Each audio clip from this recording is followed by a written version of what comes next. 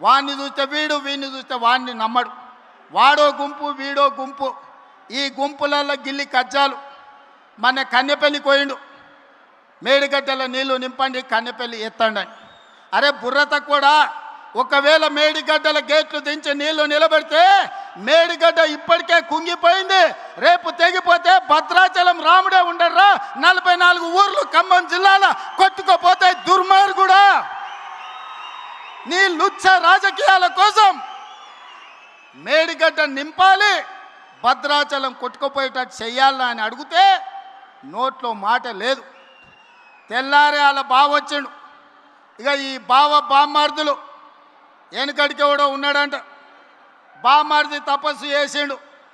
రాజ్యంలో రాజును ఎట్లయినా తండ్రి రాజ్యం ఇస్తలేడు, తండ్రిని కానేసి రాజ్యంను ఏలుకోవాలని పెద్ద మర్రి చెట్టు ఎక్కి తపస్సు కూర్చున్నాడు.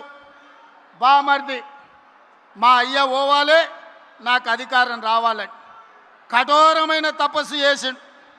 ఆ తపస్సుకు దేవుడు ప్రత్యక్షమయ్యే పరిస్థితి వచ్చింది. బావకు తెలిసింది బ్రహ్మదేవుడు వచ్చేటట్టే ఉండు, బామ్మార్దికి వరం ఇచ్చేటట్టే ఉండని. మళ్ళీ నేను బయట ఉంటే ఆగమైతాని వాడు వచ్చి చెట్టు కింద కూర్చున్నాడు, ఏర్ల కాడ ఊడల కాడ. దేవుడిగా బయలుదేరిండు. మొదట బామ్మార్ది దగ్గరకు వచ్చిండు. ఈ లోపల బామ్మార్దికి తెలిసింది కింద బావ కూడా కూర్చున్నాడు, తపస్సు చేస్తుంటే దేవుడు ఆడిపోతాడని. వీడికి అసలే మిడిమిడి జ్ఞానం, తెలివి తక్కువడు. కిందల పడేది తెలియదు, కీసల పడేది తెలియదు. అందుకే దేవుడు రాగానే ఆలోచన చేసిండు, ఏమడిగినా మా బావగాడు తెలివి కల్లోడు ఎక్కువ అడుగుతాడేమని. స్వామి వస్తే వచ్చినావు కానీ ఓ పని చేయి, నాకు వరం ఇవ్వాలంటే నాదో కన్ను ఓడు అని అన్నాడట. అదేంటంటే నేను మళ్ళీ చెప్తా కానీ స్వామి నువ్వు అయితే మొదలు కన్ను ఓడు అని. సరే వీడు ఇంత కఠోరమైన దీక్ష చేసిండు, కన్ను ఓడడం అంటే నాదేం పోయిందని వాని కంట్లో ఏలు పెట్టి పొడిచిండు, వాని కన్ను పోయింది. కిందికి బావ దగ్గరకు వచ్చిండు, మరి నీ సంగతి చెప్పని.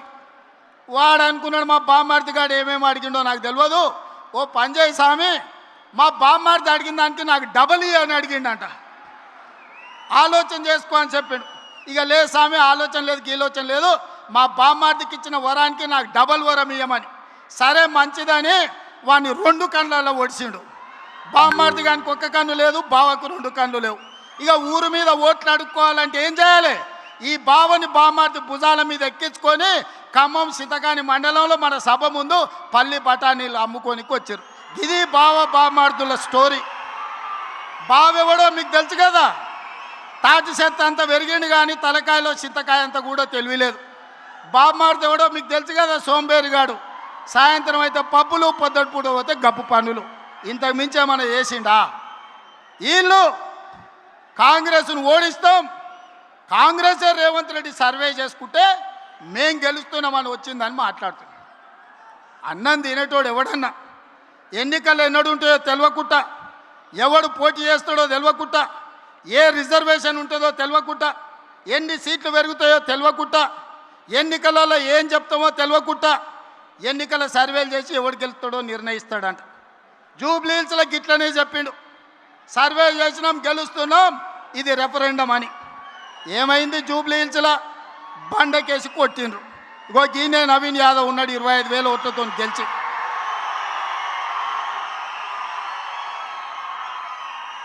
మనము పెళ్ళికి బ్యాండు మేళమోని పిలుచుకుంటాం. బ్యాండు మేళమోడు మనం ఏదో అడిగితే గదే దరువు వాయిస్తాడు.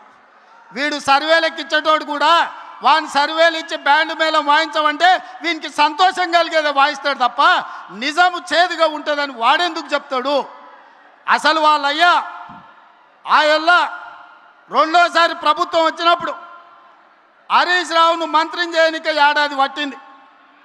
ఆయల్లా పార్టీలకు వెళ్ళే మెడల్ పట్టి దొబ్బాలని చూసిరు. ఇవాళ కన్నెపల్లి పోతుంటే కేటీఆర్ హరీష్ రావుని ఎంబడి తీసుకపోలే. ఆల్రెడీ హరీష్ రావు బీజేపీలతో సందపూసుకేస్తూనే ఉన్నాడు, చీకట్ల మాట్లాడుతూనే ఉన్నాడు. కాదని భద్రాచలం రావుని మీద ఒట్టేయమని హరీష్ రావును. నేను బీజేపీలతో మాట్లాడతలేను, బీజేపీలకు ఓనని భద్రాచలం రాముడి మీద వాళ్ళ మేనమామ కేసీఆర్ మీద ఒట్టేసి హరీష్ని చెప్పమను. నువ్వేడుంటావో తెలియదు, నీ బావేడుంటాడో తెలియదు.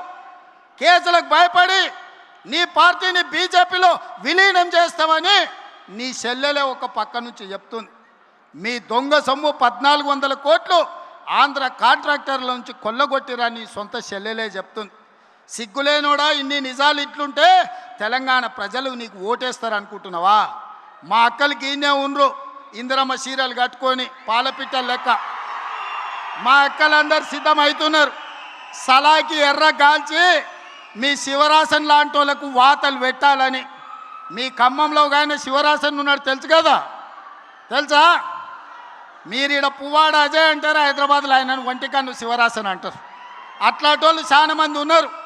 వాళ్ళందరినీ కర్రు కాల్చి సలాకి కాల్చి వాతలు పెట్టడానికే మా అక్కలు సిద్ధమవుతారు.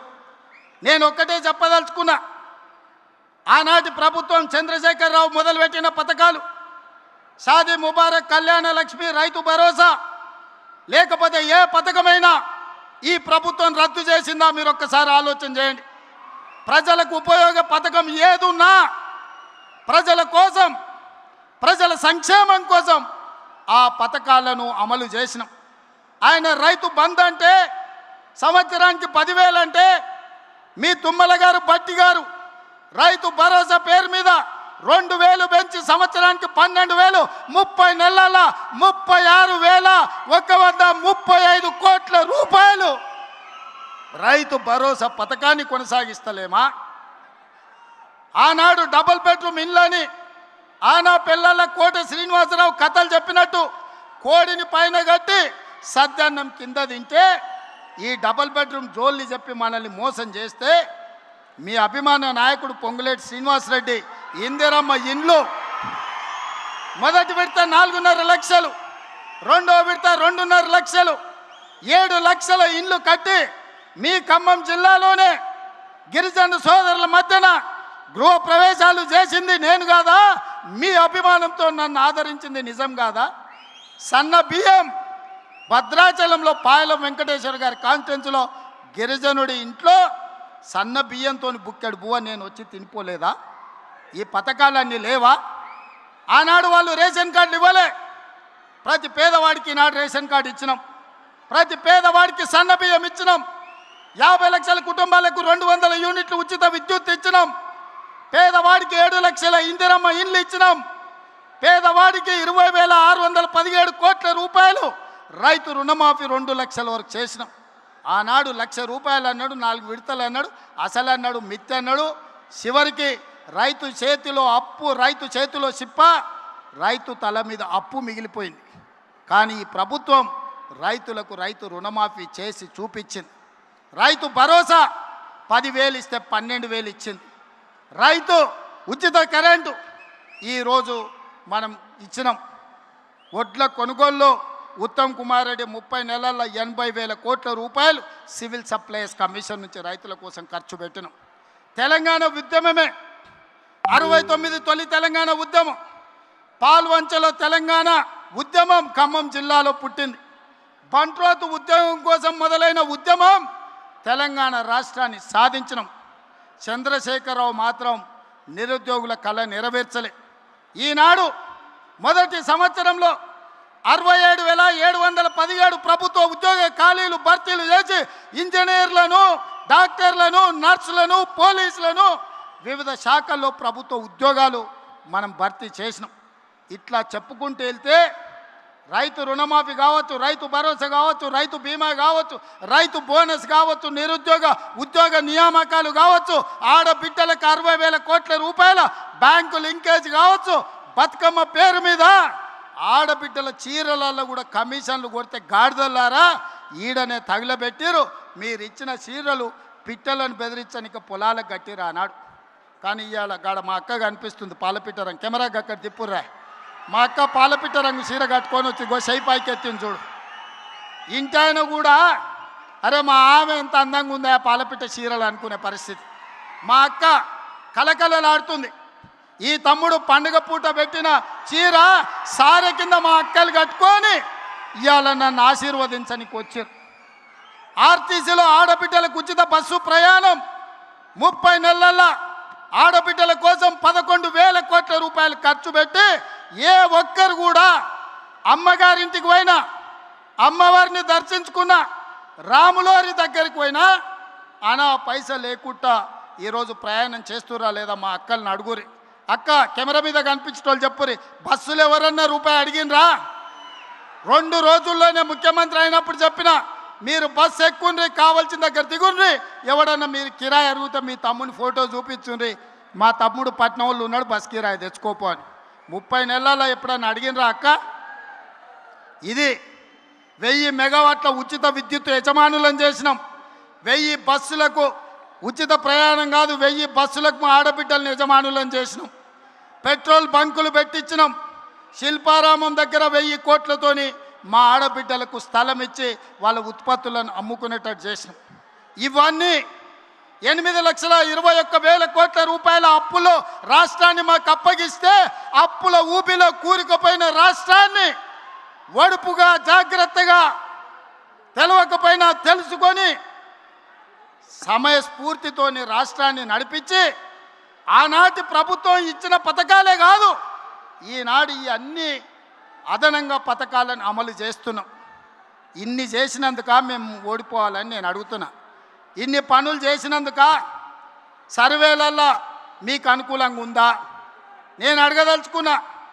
సన్న బియ్యం తిన్నోళ్ళు, ఇందిరమ్మ ఇల్లు వచ్చినోళ్ళు, ఉచిత కరెంట్ వచ్చినోళ్ళు, సిలిండర్ 500లకు వచ్చినోళ్ళు, ఆర్టీసీలో ప్రయాణం చేసిన మా ఆడబిడ్డలు, ఉద్యోగాలు వచ్చిన మా నిరుద్యోగ యువకులు ఈనాడు మాకు ఓట్లేస్తే బీఆర్ఎస్కు డిపాజిట్లు కూడా తగ్గవు, ప్రతిపక్ష హోదా కూడా రాదు. అవునా? అవునా? అవునా? 20 తారీఖు పైన నేను ఢిల్లీకి వెళ్తున్నా.